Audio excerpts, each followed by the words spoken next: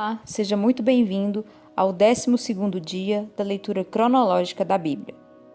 Jó, capítulo 32. Aqueles 3 homens pararam de responder a Jó porque ele se considerava justo. Então se acendeu a ira em Eliú, filho de Baraquel, o buzita, da família de Rão. Ele ficou indignado contra Jó, porque este pretendia ser mais justo do que Deus. Eliú também ficou irado com os 3 amigos de Jó, porque mesmo não tendo o que responder, eles o condenavam. Eliú, porém, havia esperado para falar a Jó, pois os outros eram mais velhos do que ele.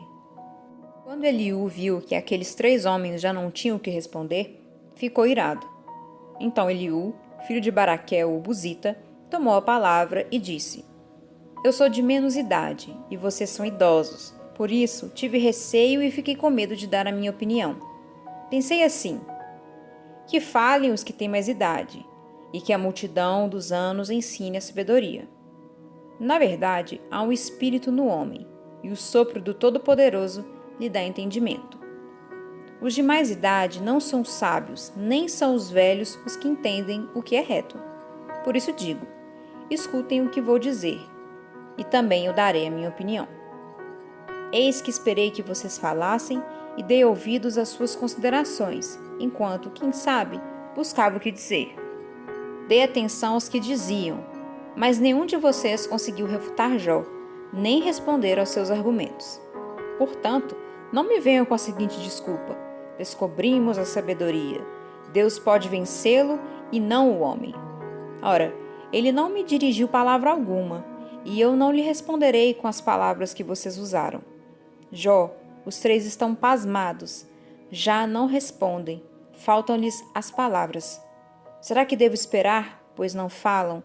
Estão parados e nada mais respondem? Também eu, de minha parte, vou responder e darei a minha opinião, porque tenho muito que falar, e o meu espírito me constrange. Eis que dentro de mim sou como vinho, sem respiradouro, como odres novos, prestes a arrebentar. Permitam, pois, que eu fale para poder desabafar. Abrirei os lábios e responderei. Não tratarei nenhum de vocês com parcialidade, e não vou lisonjear ninguém, porque não sei lisonjear. Se assim fizesse, em breve me levaria o meu Criador. E agora, Jó, escute os meus argumentos e dê ouvidos a todas as minhas palavras. Passo agora a falar. Em minha boca fala a língua.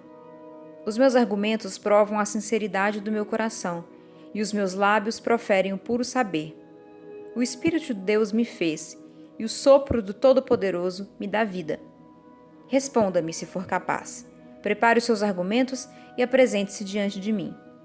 Eis que diante de Deus sou igual a você. Também eu fui formado do barro. Por isso, não tenha medo de mim. A minha mão não será pesada sobre você. Na verdade, você falou diante de mim. Eu ouvi o som das suas palavras dizendo: estou limpo, sem transgressão, sou puro e não tenho iniquidade. Eis que Deus procura pretextos contra mim e me considera seu inimigo. Prendeu os meus pés com correntes e observa todas as minhas veredas. Devo lhe dizer que nisso você não tem razão, porque Deus é maior do que o homem. Por que você discute com ele, afirmando que ele presta contas de nenhum dos seus atos? Pelo contrário, Deus fala de um modo, sim, de 2 modos, mas o homem não atenta para isso. Em sonho ou em visão de noite, quando o sono profundo cai sobre as pessoas, quando adormecem na cama, então lhes abre os ouvidos e lhes cela a sua instrução, para afastar o ser humano dos seus planos e livrá-lo do orgulho, para guardar a sua alma da cova e a sua vida de passar pela espada. Também no seu leito é castigado com dores, com incessante conflito em seus ossos, de modo que abomina o pão e detesta até a comida mais saborosa. A sua carne que se via agora desaparece, e os seus ossos que não se viam agora aparecem. A sua alma está perto da morte, e a sua vida se aproxima dos que trazem a morte.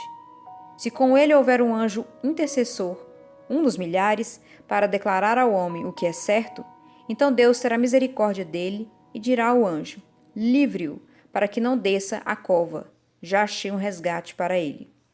Então a sua carne recupera o vigor da infância e ele volta aos dias de juventude. Ele ora a Deus, que se agrada dele, com alegria vê a face de Deus e Deus lhe restitui a sua justiça. Depois cantará diante de todos e dirá: pequei, perverti o direito e não fui punido como merecia. Deus livrou a minha alma de ir para a cova, a minha vida verá a luz. Eis que Deus faz tudo isso 2 a 3 vezes no seu trato com o ser humano, para reconduzir da cova a sua alma e iluminá-lo com a luz dos viventes. Agora, Jó, preste atenção e escute o que vou dizer. Fique calado, porque vou falar. Se você tem alguma coisa a dizer, diga. Fale, porque gostaria de lhe dar razão. Se não, escute o que eu vou dizer. Fique calado e eu lhe ensinarei a sabedoria. Eliú disse mais: vocês que são sábios, ouçam as minhas palavras. Vocês que são instruídos, escutem o que eu vou dizer. Porque o ouvido avalia as palavras, assim como o paladar prova a comida. Escolhamos para nós o que é direito. Conheçamos entre nós o que é bom. Porque Jó disse: sou justo e Deus tirou o meu direito. Apesar do meu direito, sou considerado mentiroso. A minha ferida é incurável, embora não tenha cometido nenhum pecado. Será que existe outro homem semelhante a Jó que bebe a zombaria como se fosse água? Ele segue o caminho dos que praticam a iniquidade e andam com homens perversos, pois disse: de nada adianta ao homem ter o seu prazer em Deus. Por isso, vocês que têm entendimento, me escutem. Longe de Deus o praticar ele a maldade, e longe de Todo-Poderoso o cometer injustiça. Pois Deus retribui ao homem segundo as suas obras e paga a cada um conforme o seu caminho. Na verdade, Deus não pratica o mal. O Todo-Poderoso não perverte o direito. Quem lhe entregou o governo da terra? Quem lhe confiou o universo? Se Deus pensasse apenas em si mesmo e fizesse voltar para si o seu espírito e o seu sopro, toda a humanidade morreria ao mesmo tempo, e o homem voltaria para o pó. Portanto, se você tem entendimento, escute isso. Dê ouvidos ao som das minhas palavras. Se Deus odiasse o direito, será que poderia governar? E será que você quer condenar aquele que é justo e poderoso? Será que alguém diria a um rei: você não vale nada? Ou diria aos príncipes: seus perversos? Quanto menos dirá isso aquele que não privilegia os príncipes e que não favorece o rico em prejuízo do pobre, porque todos são obras de suas mãos. De repente, morrem, no meio da noite, as pessoas são abaladas e passam, e os poderosos são levados por uma força invisível.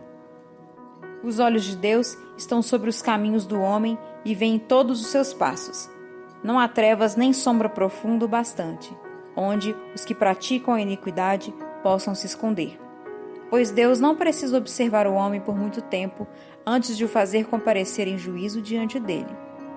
Deus arrasa os poderosos sem os inquirir e põe outros em seu lugar, porque ele conhece as obras deles. De noite os transtorna e eles são esmagados. Ele os castiga como se fossem ímpios à vista de todos, porque se afastaram de Deus e não quiseram compreender nenhum dos seus caminhos. E assim fizeram com que o grito dos pobres subisse até Deus, e este ouviu o lamento dos aflitos. Se ele se calar, quem o condenará? Se encobrir o rosto, quem poderá vê-lo? Mas ele está acima dos povos e das pessoas, para que o ímpio não reine e não haja quem iluda o povo.